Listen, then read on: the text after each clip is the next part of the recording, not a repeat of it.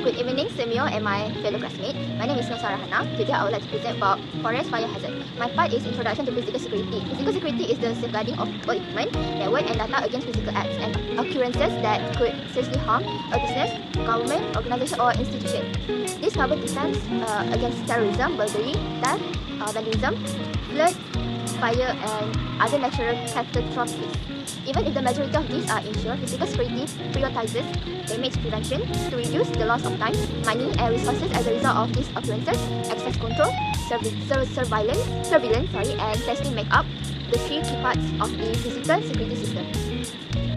Example of physical security is access control is limiting and managing who has access to places, facilities and resources is the key to maximizing one physical security measures.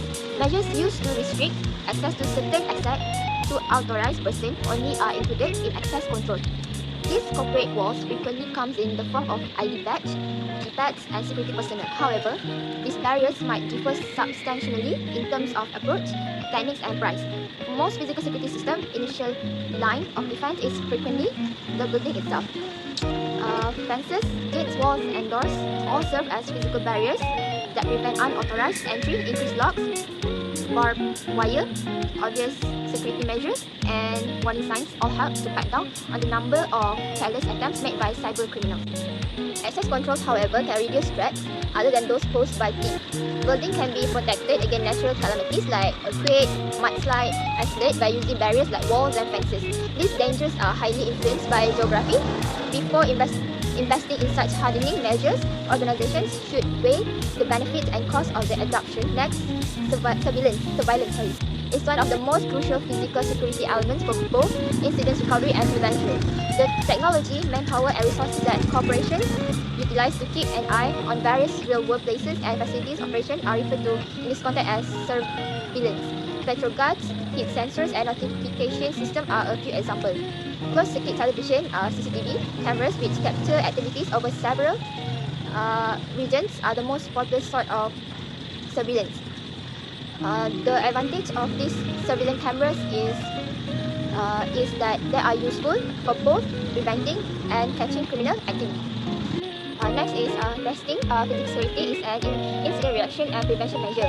Plans for disaster recovery (DR), for instance, focus on the effectiveness of physical security system and how well a business can recognize, address, and limit threats. Implementing active testing is the only method to guarantee that such DR policies and procedures will be efficient when the time comes. Schools and buildings must conduct bio drills because they aid in the coordination of big groups and their response strategy. Next is physical security importance. Physical security is important to your personal facilities and assets are protected from external threats by physical security.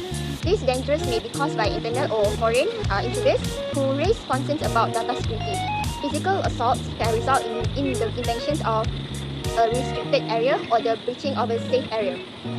Damaged or stolen malware can be installed on computers and remote access ports can be readily left open on a network by an attacker. The important thing is to realize that physical security covers the entire area and shouldn't just be applied to the building entrance.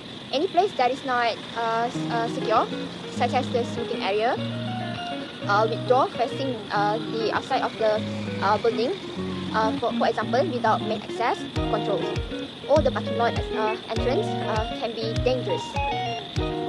Now I will talk about fires that occurs in Australia. Forest fires are uncontrolled wildfires that consume everything in their path, including grasslands, animals, plants, and bushlands.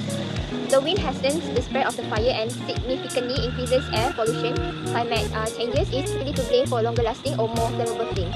Forest fire hazard is the intensity with which a region is likely to burn. If a fire does break out there is indicated by the term wildfire danger, which pertains to the fuels in a particular site. Wildfire risk is the likelihood and impact of a wildfire occurring in a particular place based on the wildfire hazard. Weather conditions. Forest fires are uncontrolled wildfires that consume everything in their path, including grassland, animals, plants, and bushlands. Climate change is typically to blame for longer lasting or more flammable flames. This forest fire hazard occurred in Australia in 2020, where 33 people died directly from fires in Southeast Australia. 400 died prematurely from smoke-related causes, over 3,000 homes were destroyed, and new records were set for high-intensity fire extent, and the percentage of area burned worldwide for any forest biome. The change to investigate the effectiveness of control burning and risk mitigations presented by this fire was crucial. According to one empirical study, around half of the prescribed fires evaluated significantly reduced the intensity of the fire, with the effects being stronger for more recent burns and weaker for older burns. Two more empirical investigations observed reductions in the likelihood of high-intensity fire and house loss following previous fire, whether for a managed fire or a wildfire. But they also discovered that this effect was greatly diminished during extreme fire weather conditions in line with earlier research. Thank you. Good morning, my friends and my fellows. My name is Udaka. I'm a student for New Era College. So I will talk my part is forest fire hazard. So in this assignment, I will choose about the topic is forest fire hazards. Forest fires are often caused by human activity and natural phenomena such as lightning, as they happen anytime and anywhere. 50% of recorded forest fires do know how they started. So it happens the forest fire increase or in dry conditions such as drought and during the strong winds. Wildfires and disrupt the transportations, communications, power and gas service of water supplies. It also leads to the deterioration of air quality and the loss of property, crops, resources, animals and people. So otherwise, the purpose of serious threat to the forest is the flora and fauna. Unplanned and semi-forest fires they are the main cause of the forest degradations, while its control fires to manage the control the spread of unwanted forest fires serve and actions to improve the forest. And also there are a number of tangible and intangible losses due to forest fires, and they pose an environmental threat to affected areas. It's also important to be careful with open flames or properly extinguished cigarettes and other smoking materials. Proper management is forests and another natural areas can also help reduce the risk of forest fires. The natural cause forest fires because of cause of lightning, volcanic eruptions, or other natural events that generate heat and sparks. It can be affect and destroy home, business, and other structures. Next, the cause of human activities such as careless camping and discarded cigarettes or arson can also cause forest fire can be affect. The loss of life resulting in forest fires and injury to people who are in the fires trying to escape from them.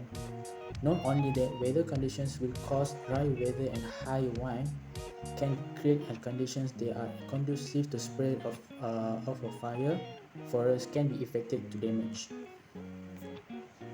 From what we learn is the fire teaches you to pay attention, and your next move will determine everything. Similar to how strong, how cold of fire create in life, strong, experienced people, elder people, and primitive cultures have a knowledge and experience needed.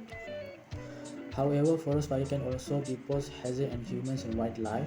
They can destroy homes, infrastructure, and other human settlements, and they can also kill or displace animals. Smoke from forest fires can also have a negative health impacts on the humans, particularly of those have a respiratory issues. And the part of this that I will share about it, please avoid from the forest fire hazard. Try be alert and stay away from there. And thank you. This is my part. Good sir and my dear friends. My name is Ganeshwaran, son of Chandran from BNE Batch 4A. Today I want to present about recommendation.